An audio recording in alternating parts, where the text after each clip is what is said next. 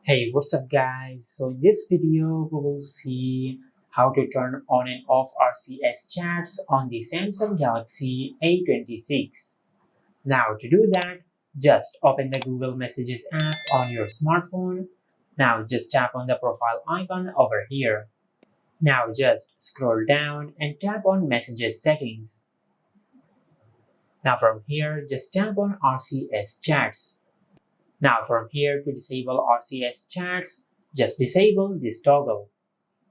Now just scroll down and tap on turn off. Now as you can see, this is how you can turn off RCS chats on your smartphone. Now to enable RCS chats on your smartphone, just enable this toggle. Just like that. And this is how you can turn on and off RCS chats on the Samsung Galaxy A26. If you found this video helpful, please like the video and subscribe to our channel and hit the bell icon to get notified when we upload a new video.